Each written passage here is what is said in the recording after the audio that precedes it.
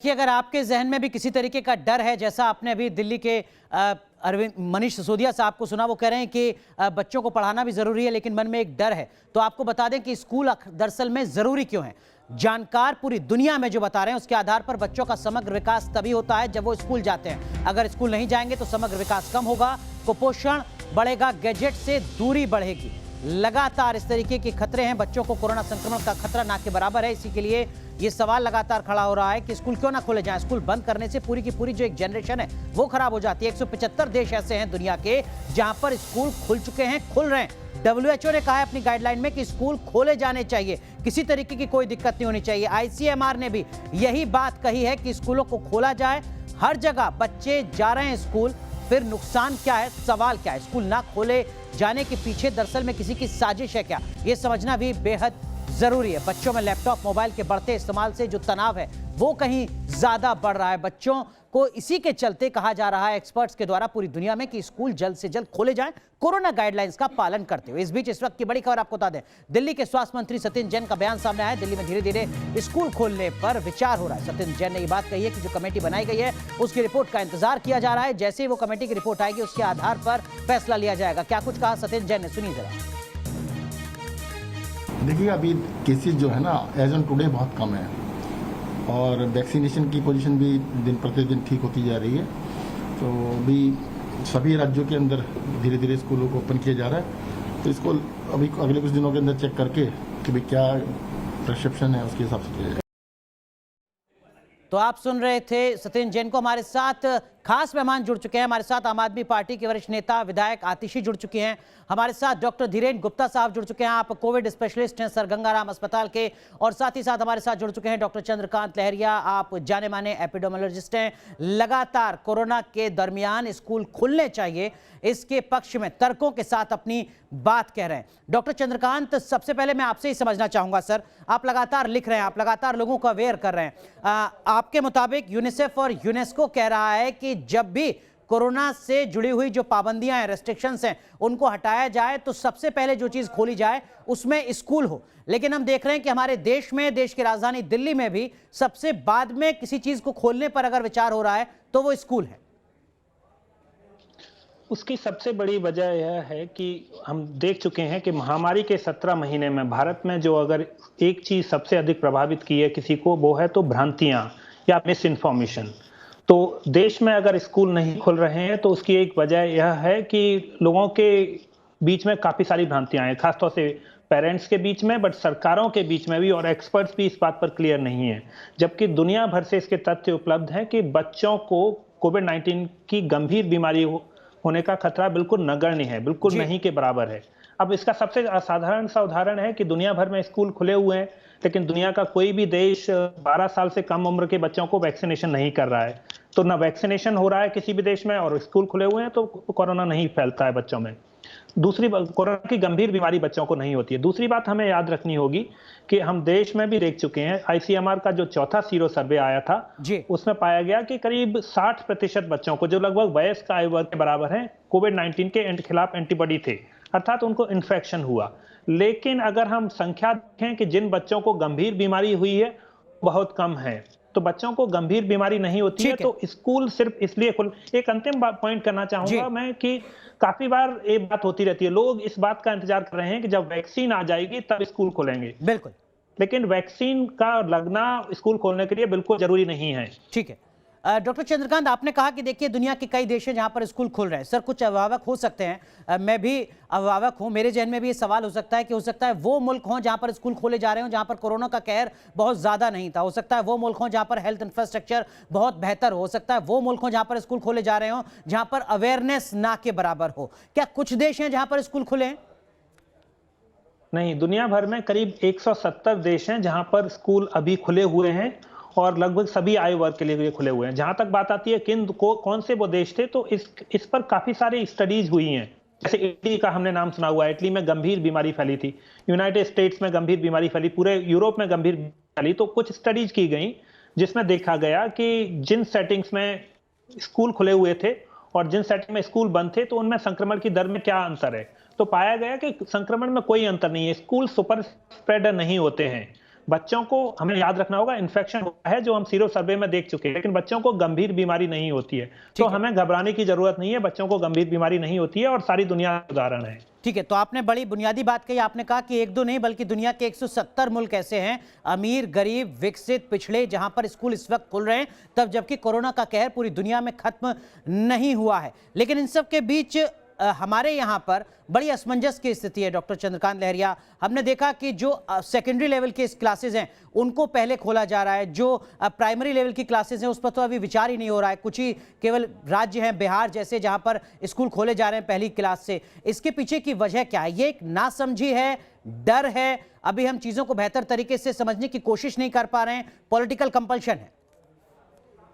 मुझे लगता है कि हमारे देश में जो साइंटिफिक फैक्ट्स हैं उनका अधिक इस्तेमाल नीति निर्माण में होना चाहिए। जैसे कि हमें याद करना होगा कि Indian council of medical research के डायरेक्टर जनरल ने प्रेस कॉन्फ्रेंस में कहा था सबसे पहले प्राइमरी स्कूल्स खुलने चाहिए, लेकिन हो उसका उल्टा रहा है। तो अगर हम वैज्ञानिकों की और साइंटिफिक फैक्ट्स का इस्तेमाल नहीं कर रहे हैं तो एक बड़े दुर्भाग्य की बात है। साथ में मैं एक बात और याद दिलाना चाहूंगा कि दुनिया भर में इस बात पर रिसर्च हुई है कि और देखा गया है कि जो गंभीर बीमारी होती है, अगर हम सभी आयु वर्ग के लिए देखें तो वो जे की तरह का, इंग्लिश का शब्द होता है जे, उस तरह का कर्व फॉलो करते हैं।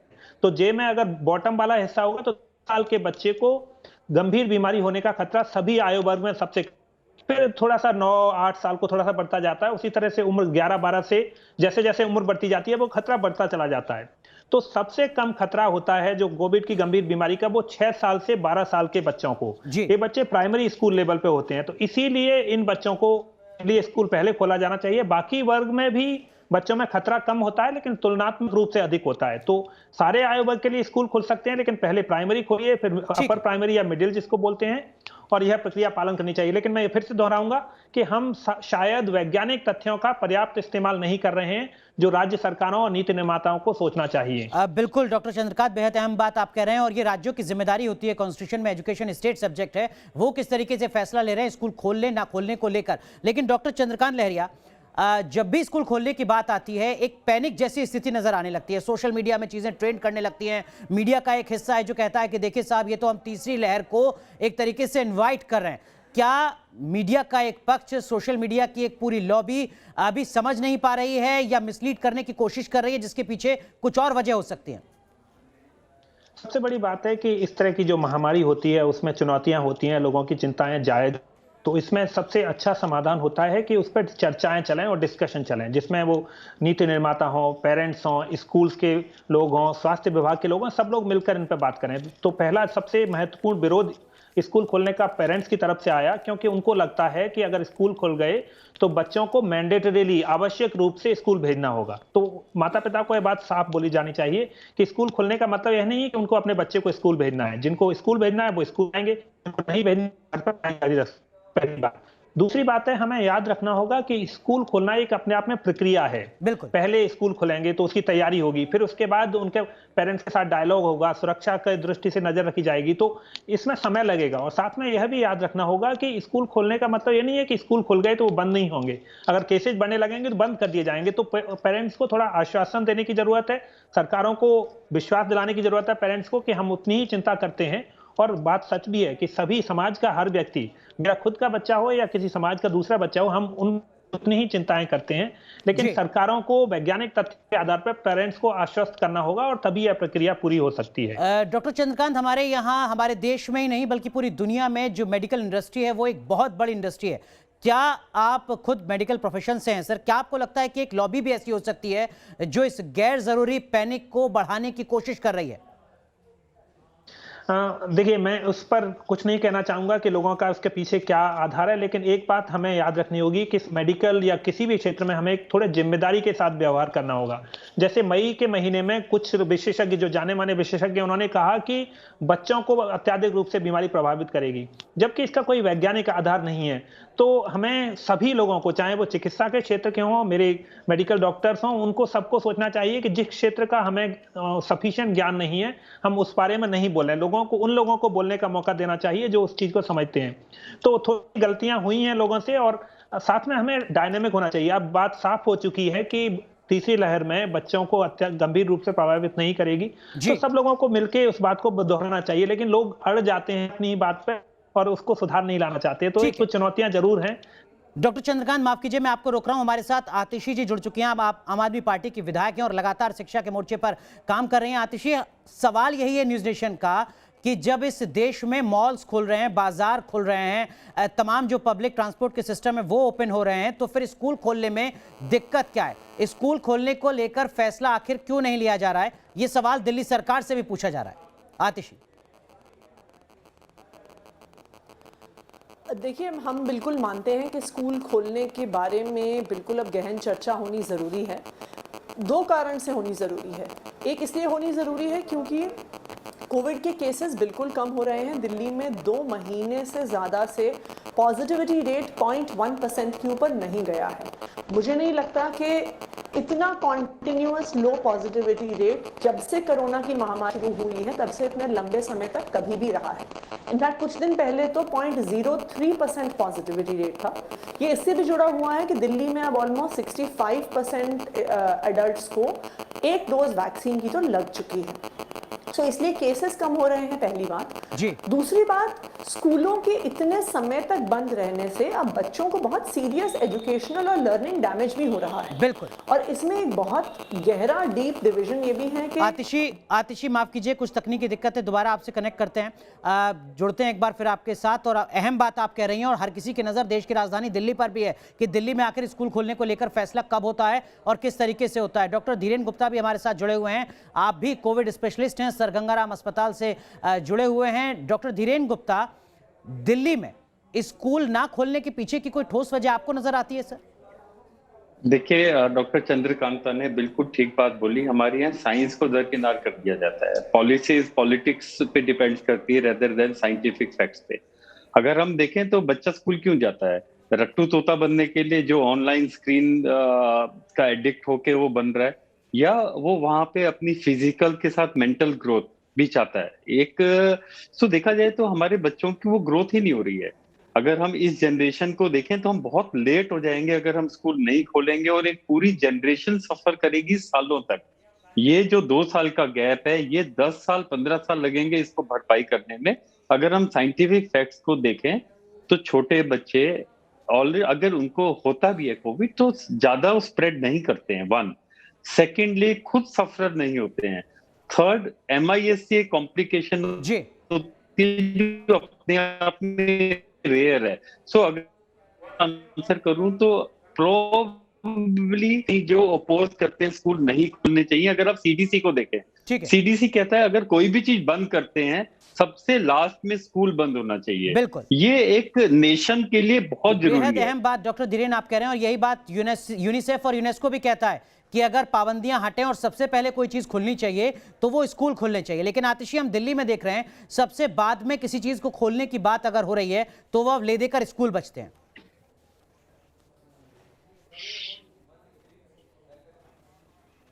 आतिशी, अगर आप सुन पा रही हैं मुझे, यूनिसेफ और यूनेस्को लगातार कह रहे हैं कि सबसे पहले अगर कुछ खुले तो वो स्कूल खुले कोरोना की पाबंदियां हटने के बाद। लेकिन हम देख रहे हैं कि सबसे बाद में अगर कोई चीज खुल रही है तो वो स्कूल हैं दिल्ली में।